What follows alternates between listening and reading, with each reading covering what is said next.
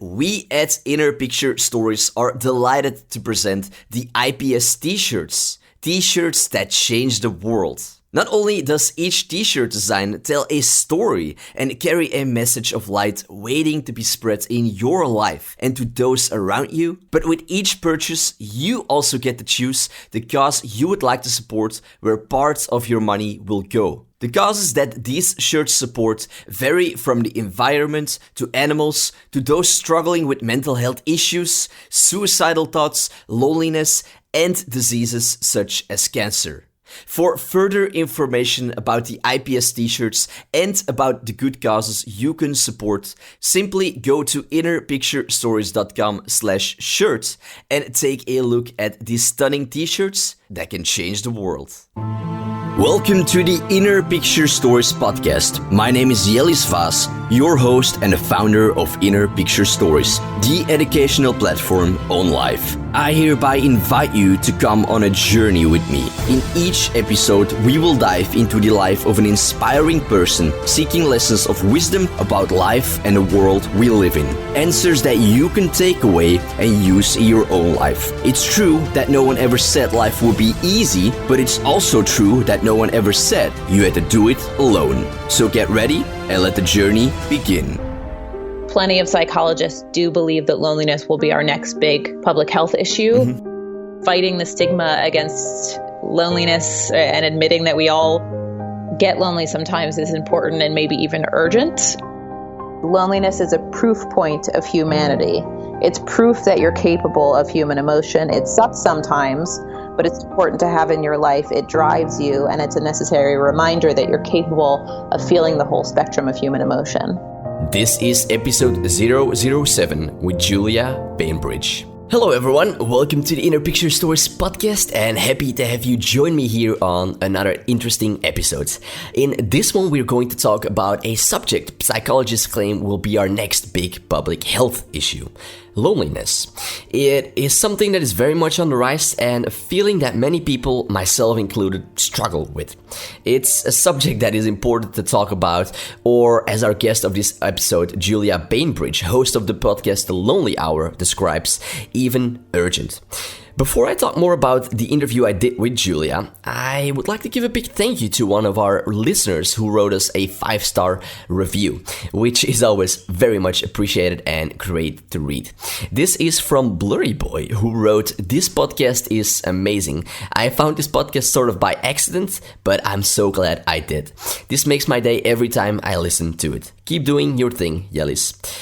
Blurry Boy, thank you just so much for that, and I'm also happy to hear you stumbled upon the Inner Picture Stories podcast, and so glad to have you on board here on this journey to discover some deeper truths about life and this world we live in.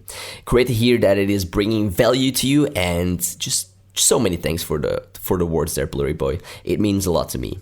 To everyone else listening, an honest review on iTunes or Stitcher is always very much appreciated and will help not just to give me feedback to make this podcast better, but also will help to spread the valuable wisdom of our guests around. Valuable wisdom exactly like what we discuss right here with our next guest of the show, Julia Bainbridge. In this episode, we tackle loneliness, something that Julia's podcast, The Lonely Hour, explores in more depth alongside with aloneness. We have seen in recent years some dramatic changes in technology, the way we work, and in our communities, with the result that we're living in an age where people are lonelier than ever before. I just had to tackle this subject on the podcast, both for the reason that it is something that I struggle with, and also because there are so many others that do too. Some of the questions and things we touch upon in this interview are how Julia personally would define the feeling of loneliness, how being alone and feeling lonely are not the same, some of the issues that are unique to women and men in terms of where loneliness comes from, what she has discovered about loneliness through her podcast The Lonely Hour, if she had to thank loneliness for something, what she would thank it for, and many, many more things besides. As you can hear, a fascinating interview and one which I'm not going to keep you waiting for any longer. So please enjoy this episode with Julia Bainbridge, host of The Lonely Hour. Julia, warm welcome here on the show, and very happy to have you here. And thank you so much for taking the time to talk with me about a feeling where I sort of have a love and hate relationship with, but a feeling a lot of people actually struggle quite deeply with these days, namely loneliness, which is even an uprising health issue in our modern day. And does make a lot of sense to me, given the effects social media has on us and how many of us live alone these days. But we'll touch upon those things a bit later in the interview. It's actually funny that even though loneliness is quite an issue in many people in their lives, I was not able to find any other podcasts out there that explores and dives within the feeling of loneliness, except of your podcast, The Lonely Hour, which, it was a bit surprising to me because I would have thought there would have at least been another podcast on this subject, but there's not. Yeah. So it's surprising to me too. I think that's part of the reason why I wanted to start it. I'm very grateful that you created The Lonely Hour, Julia, that you created this place for people where they can go to and help them with understanding loneliness and aloneness better. Thanks. I hope it's doing that. I'm trying. Hopefully I'm doing an okay job. It is. I mean, it's definitely for me so far. So I definitely think you are doing a good job. Before we dig within the main subjects of the show, which will be about loneliness and your podcast, The Lonely Hour, I like to start off with a couple of starting questions that I ask all my guests here on the show to get a bit warmed up. And the first one is, do you have any morning routines, Julia, that you feel contribute to your happiness or something that helps you to start your day off on the right note? Oh my gosh. It's a good question. I should have one. This is something I think about a lot. I don't yet. I just made a move to a new city just under 5 months ago, and I still don't totally have my feet on the ground enough to have created some routines for myself. So I'm getting there. I would say quietness and usually some physical activity are the things I like in the morning. Waking up early enough so that I have a moment to sort of think and check emails and start getting my brain working, and then also kind of sweat and get my heart pumping. That usually gives me more lasting energy throughout the day. But I'm not there yet, man. That's okay. Where did you just recently moved out to? I moved to Atlanta from New York City, and we will definitely get more into that, I'm sure. Sure, yeah. That's good. But I moved there for a job, and it's been certainly a transition. I mean, moving out to another city, it's always, because I just recently moved out to Barcelona, coming from Belgium, and so I might know kind of what you're going through, but we'll see. We'll see. Did you move there for a job or just because you more because I wanted to. When people ask me, one of my reasons of moving out to here is because I needed some sun, which is lacking in Belgium. So it's not really for a job, but more for some other reasons, for more personal reasons. Yeah, it's funny how we can consciously make those decisions to make a move like that and sort of want to do it, but you can't really anticipate some of the hardships that come with that until you're in it. That's true. Yeah. Yeah. Next question here from the starting questions. What do you think is the cause of unhappiness in most people? I would say... And this is, of course, your personal opinion, what it would be. Yeah, I'm just sort of scanning through all the people I know and all of my own experiences. I would say a combination of... I do think loneliness has to do with that. So feelings of loneliness, isolation, but also insecurity. I mean, I think insecurity is at the root of a lot of sadness and general negativity within ourselves and in the world. So I would say that lack of confidence and sort of / insecurity and loneliness. Yeah. I agree. What do you do to remind yourself of your appreciation of life, Julia? To remind myself of my appreciation of life. It's hard to sort of kick that into gear. I think I'm just, as I live, I'm now being more conscious of the moments when I do appreciate life and when I'm happy, and I just sort of file those away. Yep. So that maybe as they come up, I acknowledge them more and then am more present in those moments, if that makes sense. That makes sense, yeah. But I guess I haven't really found a way to kickstart that whole, process aside from reaching out to the people I love when I'm feeling that I want to connect, So that's like a definite action I can take, is just connecting with people who I value. Well, that's a good way to remind yourself to appreciate life. Because whenever I don't know, like I spend a lot of time on my own, but when I am with other people, with friends, I always appreciate it so much of having those people in my life. Julia, with that question, I'm very excited to move over to the main subjects of why I wanted to have you here on the show, which will be about loneliness and about your podcast, The Lonely Hour. And let me start off by asking you a question you have asked a few of your guests as well, but I'm curious to hear what you have to say. For you, Julia, when you hear the word loneliness, how would you personally define that feeling? Yeah, it's really hard to define, and that is in part what the show is trying to do, is understand that feeling. Yep. And I guess I would say understand more than define, because loneliness shows up in different forms for so many people. To start, I think it helps to look at how loneliness is different from aloneness, or the state of being alone, right? Yep. So Yep. that's just a fact. Aloneness is a fact. Loneliness refers to the sadness over that state. Exactly. So I think sometimes when I talk to my guests about this, and people will say, oh, well, I like being lonely, I think they're confusing that with solitude. I do too. Yeah. So loneliness absolutely is defined by the sadness over the state of being alone. Yeah, that was actually the next question that I wanted to ask you there. But I do, like, a lot of people do really confuse being alone and loneliness, like what those two are. And the way that I would kind of describe what the difference between them is being alone is like finding a sense of freedom in this isolation, but loneliness is crying without being seen. Yeah. There's a huge difference between them. I kind of wonder upon this question here, but how much do you actually struggle with loneliness in your life that you even went and created a podcast about it? And I could also put this question differently. Why did you wanted to create a podcast around loneliness and aloneness? So, well, for one, I think we all have, if you're a creative person, you have a million ideas for projects you want to do, stories you want to tell, but Yep. You don't always have the time for that because you have whatever day job is helping pay the bills, right? So I have been an editor, a food editor really, or like an editor and writer in food journalism, and have had, full-time jobs in that realm. And I kind of saved up and afforded myself the ability to take a year and a half off being freelance. I mean, I still had to write about the stuff that I know in order to get a paycheck and pay my rent. But it was really to kind of luxuriously create a moment for myself to act on those ideas that come up. So part of it was just like, I thought of this podcast and had the time and energy to execute it, right?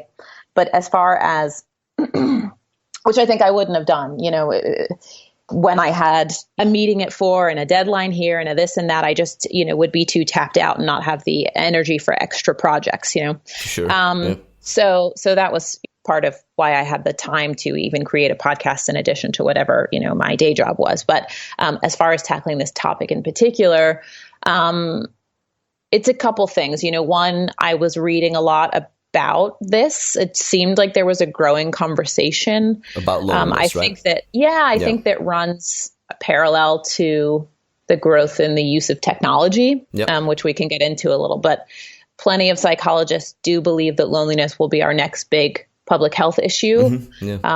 As you referenced earlier, the percentage of, in America, at least the percentage of adults who say they're lonely has doubled from 20% to 40%. And yeah, it's a huge uprising. Yeah. And I think even outside of the States, there's a reason that there are these quote unquote intelligent nursing robots that have been living with residents of this social welfare center in China since May. They exist to provide companionship for the elderly whose families are increasingly too busy to visit. There's a reason that that's crazy. There's a reason this woman, Amy Lutkin, who's actually a comedian, but also a writer about non-comedic topics. And she shared the story of her non-dating life on Jezebel in January. For the first time ever, single adult women outnumber married adult women in the US. And there's also a reason that 2 millennials in the UK have created an app called Huggle, to foster friendship. There's a reason all this stuff is happening, and it's because more and more people are reporting feeling isolated and depressed. So one, it was sort of a hot topic, if you will. I mean, that's sort of gross language to use, but, one, I just saw a growing conversation around this. Two, when I brought it up to people, people seemed uncomfortable to talk about it. And that may be partly why you don't see other podcasts about this or with loneliness so explicitly in the, headline, or title of the podcast. So I think fighting the stigma against loneliness and admitting that we all get lonely sometimes is important and maybe even urgent. And then also, there was this conversation. I had the time to do it. And I also was feeling lonely myself because it seemed that people all around me were more settled in their lives than I am. My friends, my peers, from romance, career standpoint, I felt kind of a loneliness over not being a part of the grown-up pack, like Sure. feeling behind and feeling kind of hopeless that I would never figure it out enough to take any real big steps forward. I can spiral pretty fast. So I think those are all reasons why I started the show. Do you actually feel that a lot of people talk about loneliness? Because I don't know, I have not, depression is something a lot of people I feel do talk about in person with other people, but I don't feel like loneliness is that much being talked about yet. So yeah, even when I'm at parties and somebody maybe mentions that I have a podcast or it comes up and people say, "Oh, what is it about?" And I say, "Oh, it's about loneliness and solitude. It's called the Lonely Hour." And people make jokes about "Wow, way to bring the party down. Ha ha ha." And it's and I realize that that's what people do when they're uncomfortable is they make fun of something, but that just shows me that people are definitely uncomfortable with this idea, with this feeling. And I think that makes sense to a certain degree in terms of if you go really, really deep, within, I think it has to do with our survival mechanisms, right? And there's loneliness is a certain kind of weakness. And, so I think that there's something biological operating, honestly, there with people's level of discomfort with loneliness. But we're also evolved people with evolved beings with big brains, and we have the capacity to sort of be complex and talk about these things without feeling like they will defeat us. So we're going to go and dig into the reasons of loneliness a bit more in a minute. But out of the episodes you have done on the Lonely Hour, what is something new that you have come to discover about loneliness that has helped you understand it better for yourself? Yeah, I don't know if new per se, but certainly part of what the show is endeavoring to do, I think, as I said before, is understand this, feeling better, right? So I'm basically cataloging the ways in which people express their experience with this feeling so that, over time we understand it better through their unique language they use to talk about it, right? And a number of these people so far, just because of my work, are writers, right? So they're particularly articulate people, one would say. Mm-hmm. So that's helpful. And my friend, who's also a writer, Jamie Feldmar, came on. I asked her and a number of other people kind of how they define loneliness, just like you did. And, basically the show is just a big meditation on loneliness. So sort of she said, she put it really interestingly. She said, loneliness is a proof point of humanity. It's proof that you're capable of human emotion. It sucks sometimes, but it's important to have in your life. It drives you, and it's a necessary reminder that you're capable of feeling the whole spectrum of human emotion. That's beautifully put. Beautifully put, and it really resonated with me. And, because I always say, loneliness is just part of the mixed bag of emotion that makes up the human experience. Most of us walk around with varying levels of it all the time. And I think that even though Jamie acknowledged that it can be a painful feeling, pain has a purpose. Yep. And ultimately that's in showing you the light or pleasure or happiness or whatever that may be the contrast to that.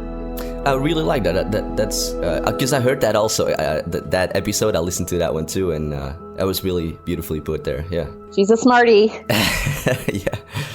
So loneliness is a painful feeling, to put it lightly, and as with many painful feelings, many people use alcohol, drugs, self-abuse to help them forget the feeling. Now, I'm not saying that you did any of those, but were there any particular harmful things that you used to do or still do that help you to get rid of that feeling of loneliness?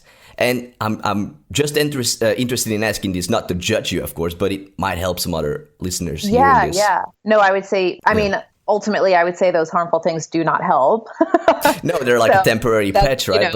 But yeah, absolutely. You hit the nail on the head. Like I drink, Yeah. I definitely, it's funny, like I definitely have, negotiated my relationship to alcohol over time. And at times I've not been a drinking person and at times I have. But I definitely think when I'm feeling sad and lonely, I turn to alcohol to sort of escape those feelings. And that's usually because if I'm when I drink too much, it can go so many ways. Sometimes if I'm in a good mood, when I drink too much, it can be really beautiful actually. And I get a little tipsy with friends and there's this great sense of camaraderie and the love is just extra, right? With a little bit of lubrication. But if I am in a sort of angry or sad or lonely state and I drink to escape that, it usually turns out badly and ultimately hurting me in the long run, because when I add alcohol to a sense of sadness or even bitterness, that leads to me kind of lashing out at people or sometimes hurting people who I love, which absolutely combats what would be a solve for loneliness, which is connection, right? But I'm pushing people away. So I would say that sort of cycle of drunkenness and anger is definitely is something I used to do that was harmful. Mm-hmm. So if we go over to the other side, what are some healing things that you do today that help you cope with loneliness? Yeah, I haven't quite figured that out. I mean, I think I've noticed that I have a tendency to isolate. And so I think sometimes saying yes to things or going to, events or saying yes to a friend's invitation, even if you feel like you're wanting to have some time alone, is usually better just to say yes and go. And I'm usually happy with myself and ultimately find something to enjoy in that moment of togetherness. So I would say I have found that saying yes to things instead of no is a good technique. Yep. Because, this is like for me also very confusing because I like being alone. And a lot of my work is, it's just me. But I could be like 5 days, the whole week inside working and just being with myself, not talking to anyone. And I kind of would be all right with that. But after a while, you do feel the side effect of loneliness coming within you. And it's sometimes a bit hard to kind of find that kind of balance of wanting to be alone and connecting with other people. And I don't know. It really is. I mean, my work is very social. As a journalist, You think as a writer, okay, there are moments where I need to shut myself away and sort of be in my head to get a story done. But specifically in food journalism, like I am out every night. I'm sometimes double, triple booked every night of the week. So yeah, I do get tapped out and I want to be alone and I indulge that sometimes. But I think there's a distinction between some of that almost busy work socializing and my real friends who, for whatever reason, and I'm working on this in therapy, I can have a tendency to push away sometimes or say no to, and those priorities are kind of wrong, right? So yes, okay, it's good that I feel a sense of duty to my job, and I will go out to the events I'm invited to in order to have enough information and connections to do my job well. But I sometimes can say no to some of those things and yes to more of my I don't know. It sounds mean saying my real relationships because those other ones that come from my career are not unreal. But I just mean my true, long, deep friendships. The people who know me and love me, warts and all. I can have a tendency. Yeah. And I would say, I mean, look at you. Like you. This is maybe doesn't have to do necessarily with loneliness, but certainly with happiness. I think a big thing is. You just decided you wanted to be around more sun because that that's something that makes you happy. And so you made a move for that. I think like that should be acknowledged and admired, and I think that's something. So since I moved to Atlanta, it's become clearer than ever that New York is my home, and my friends there are my people. And while I plan to move back in a year or so, and I maintain those relationships from a distance, I'm feeling a kind of homesickness that's lonely, right? Sure, yeah. It's sort of a form of feeling unmoored. I'm not quite in the right place, and I'm getting older, and I don't want to waste time being anywhere other than the right place. Yeah. And so I think you did something very adult in terms of acknowledging what you needed and making a real move to attain that thing. And I think that for myself, putting a timeline on being in Atlanta, setting some real clear dates for myself to get back to the place I know now very for sure is the right place for me is smart to do. Yeah. It's sometimes good to kind of remove yourself, like moving away to another place, so you can actually really see where you do belong. So that's kind of good that you kind of figured that out. That's not to say, side note, that like people in Atlanta are lovely, and I'm able to like enjoy my time there. And I think I'm now feeling comfortable enough there where I feel like I'm starting to do some good work. And that's something that makes me very happy. And I think that there is a kind of work that I can do in Atlanta that maybe I couldn't have in New York, partly based just because it's a different place with different people in it and different stories to tell. So I can appreciate my life right now, but I know in my core that it is not home. And I think it's important to remember that. I think a lot of people will know that, but then will stay in the place that is not correct for whatever reasons. Maybe it's easier, their dollar goes farther there, whatever. It's important to me that I really hold on to that core knowledge and make a sort of change in my life to be in the best, most correct place for me that will make me happy. That's well said. Yeah. There are many articles being written about loneliness and how, like you said, it might even be our next public health issue. What are your thoughts upon this, and why do you feel so many people are experiencing loneliness more and more often these days? And it might be very obvious, but it's sometimes very good to still hear it. No.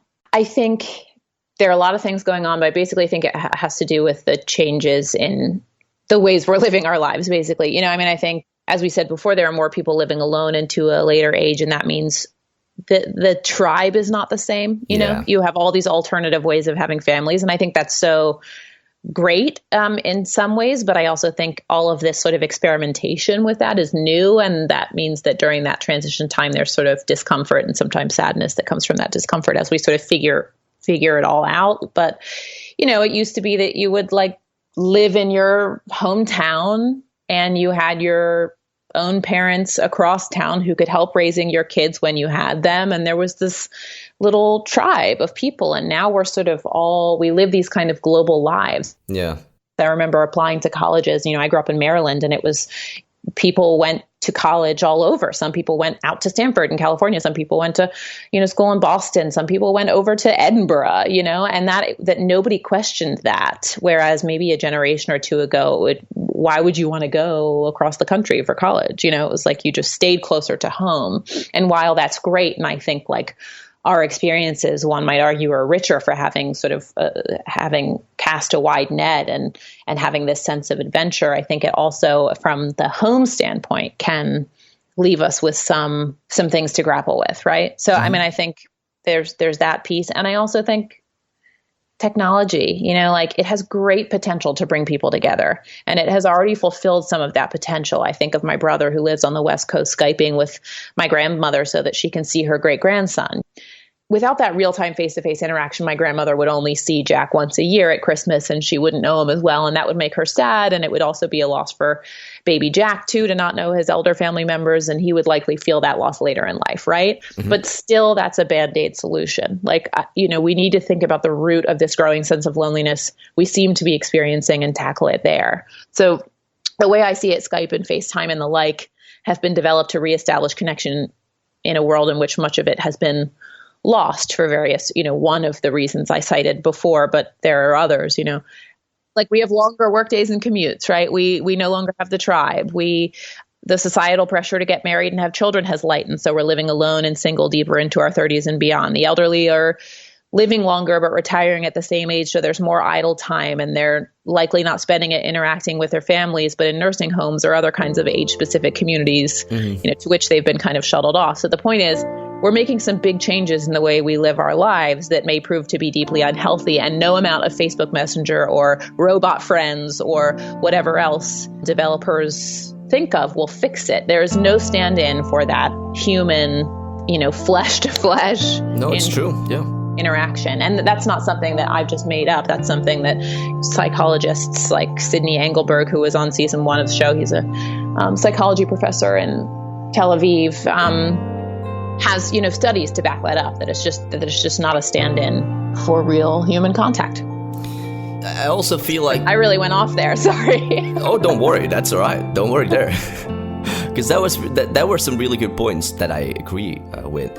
And I also feel like yesterday, I feel like a lot of people it's easier to text someone than to go and meet that person in person than to meet that person. Yeah. So a lot of people rather text someone instead of actually taking the effort these days to go and really meet that person. That's the sort of yes thing I was saying before too. I think that's a little linked there, right? Like, instead of just push yourself to go be with that person in person, it's a little sad that feels like an exercise now, right? Yeah, that like I know. You get up and go as opposed to texting. And the texting has value. Sometimes you do want to be alone. And I think that you should preserve some of those moments of solitude and not pressure yourself to always be a social person. But at the same time, I think that can get comfortable to a point that, I don't know, it gets tricky. We need human interaction to be healthy, happy. And just like we need physical activity to be physically healthy, and going to the gym sucks for most people, but you just sort of push yourself to go there because at the end you will have achieved something that is contributing to your health. It's almost the same way with like pushing yourself to go to that party or go interact with someone. Absolutely. Yeah. I'm seeing it myself. I mean, because of all the ease of even email, like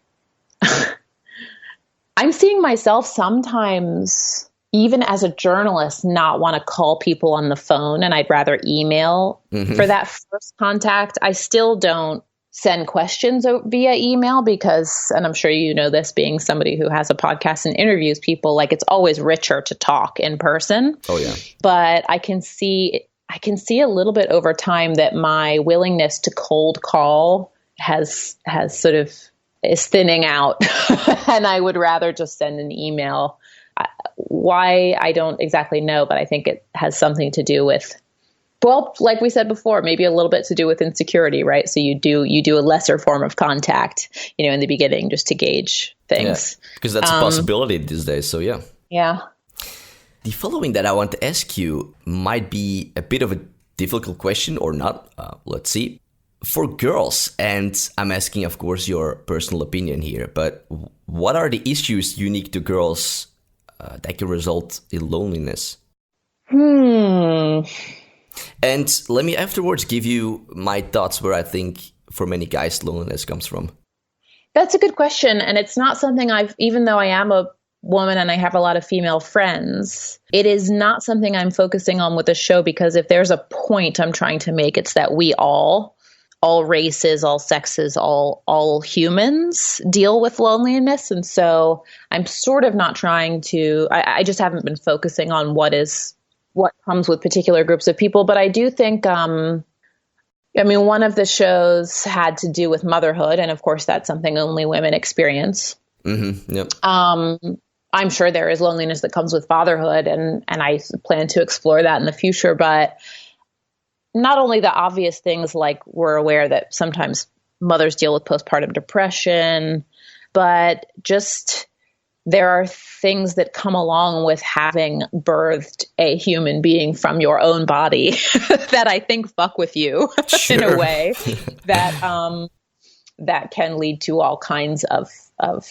stresses and feelings. And I think some of the loneliness that mothers deal with in this day and age does have to do with the loss of that tribe. And I know that for some stay-at-home moms, it can be very isolating. And that's why there are all these like mommy groups now. And sort of people are making efforts to kind of create that tribe again. Yeah. Yeah. Create that tribe in ways that aren't your family, but your urban family or, whatever else it is, some kind of organization.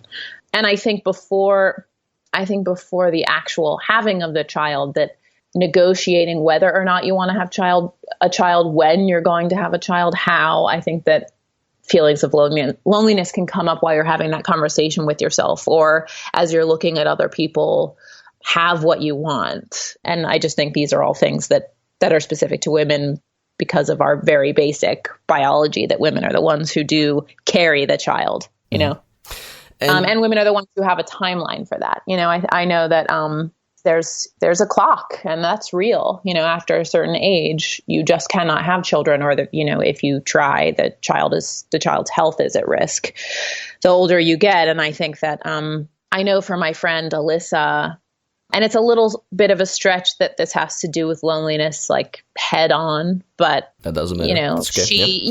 She was a guest on season 1 of the show. She noticed a growing sense of bitterness, a feeling that's relatively foreign to her within her. And it had to do with her longing for a child, but having no partner. And she ended up using a sperm donor, and she has a child on her own, and Hazel is walking now, and Alyssa actually has a boyfriend now, but so that dark space she lived in for a few months definitely spurred her into action. But, that's something that's particular to women, again, just because they're the ones who have children. Let me give you just my quick thoughts where I think for guys, actually, loneliness might appear from more than for girls. I think for guys that expressing their own emotions more openly to others, I think this causes the feeling of loneliness in many guys, because there's still this somewhat weird thing around showing feelings and emotions for many guys, and because it's still seen as something weak, while for girls it's seen as more an acceptable thing or something less weak to do. And I just think, it leaves many guys feel quite lonely because they feel they can't express themselves as openly as they should. Because they're fearful if they would? Yeah, or just because it's seen as something weak for many guys. And so they kind of just keep everything within them. And I think that can cause quite a lonely feeling for many guys. Yeah, I could see that. Let me ask you 3 more questions here on the main subjects. If loneliness would be a person and you would be standing in front of it, if you had to thank it for something, what would you thank loneliness for? I would say, thank you for existing, because you help underscore the good. Without loneliness, and I'm only speaking for myself now, but without loneliness, I appreciate company less. The darkness makes those light parts feel brighter. And I'll also share what my friend and former colleague and writer, Matt Gross, said when I asked him to meditate on loneliness. He said there's a kind of inevitability to loneliness. At some point, like, we're all going to be alone in a situation we can't deal with. And the sooner we realize that and figure out ways to deal with that, the better, the happier we'll be, and the more capable we'll be. That's good, yeah. What would you say?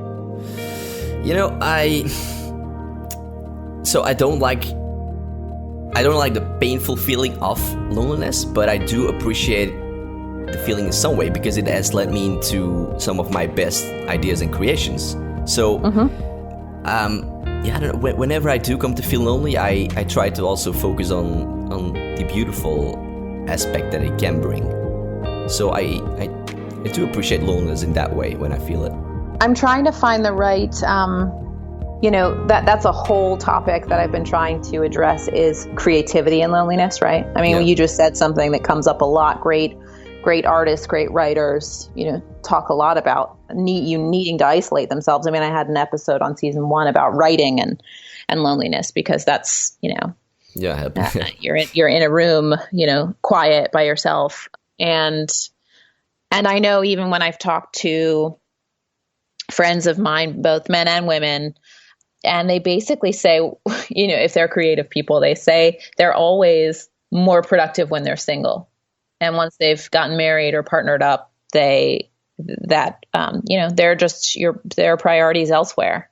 in addition to that, but a number of people have said that to me, that their sort of level of creative productivity lowers when they're in romantic relationships. And that's not a bad thing. Like, there are great things that come from romantic relationships that feed, life, your whole varied life. But if we're talking specifically about productivity and, that's the thing that suffers sometimes. I really agree with that. Yeah. It's funny. I've been trying to find the right subject for that episode, and Barry Jenkins, who directed Moonlight. I don't know if you guys have gotten that.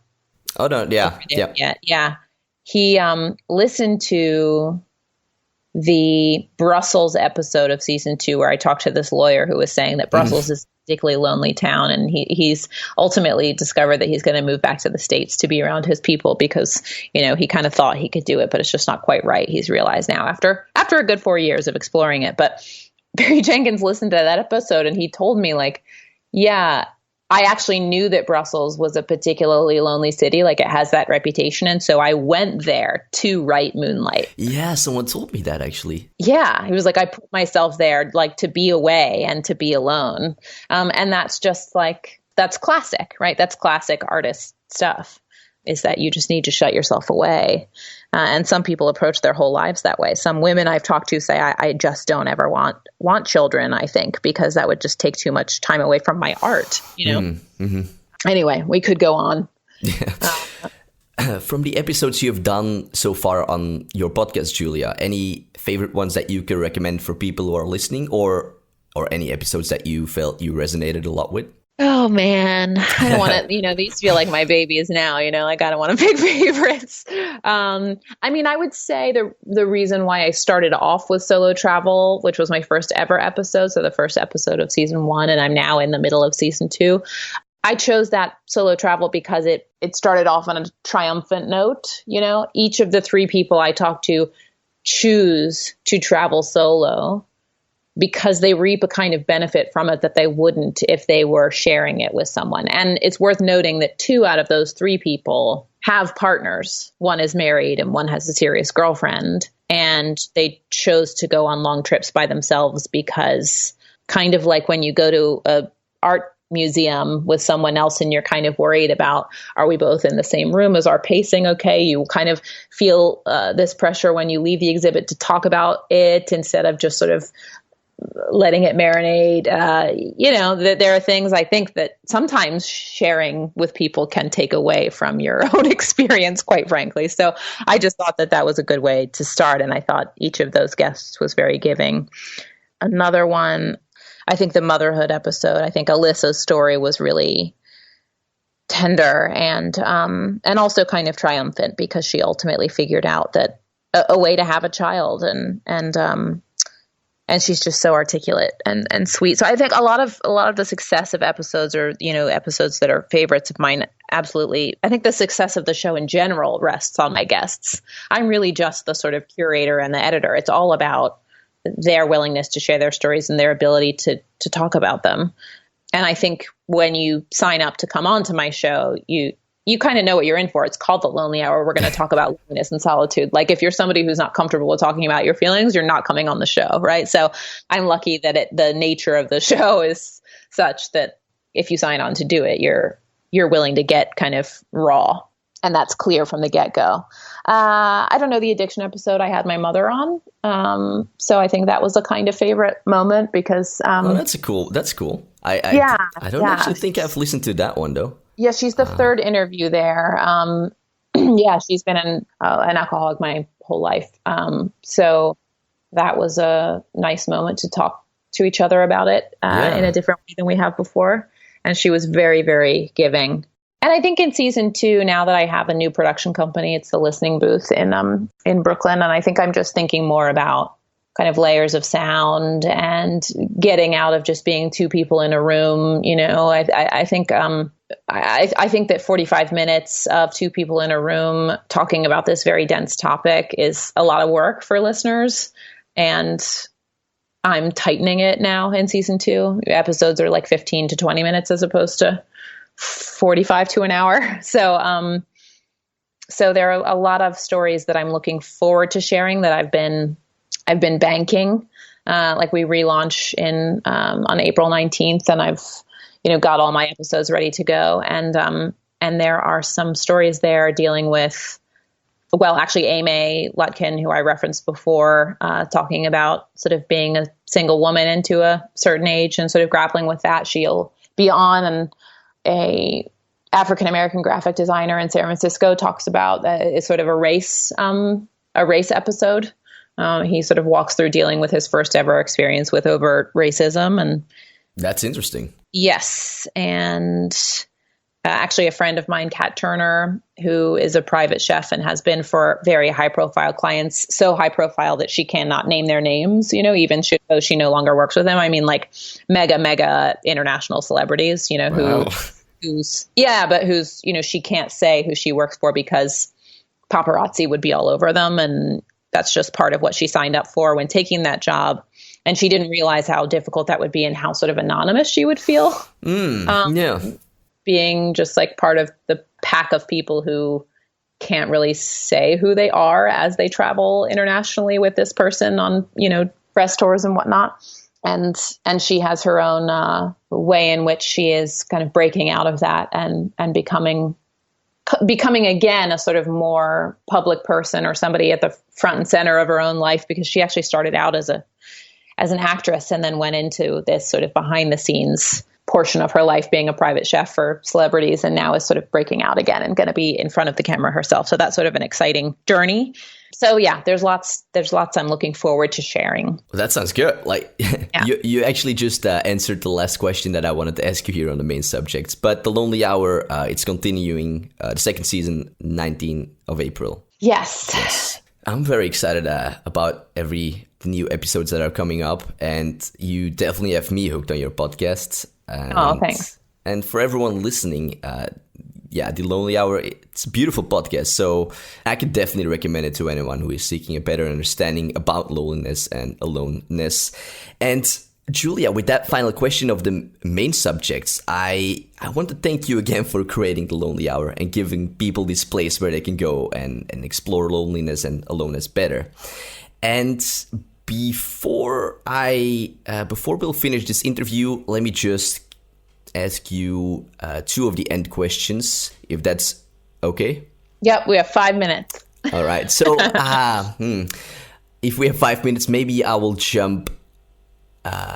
skip them, and I will just ask you where people can find and connect with you. So go to thelonelyhour.com.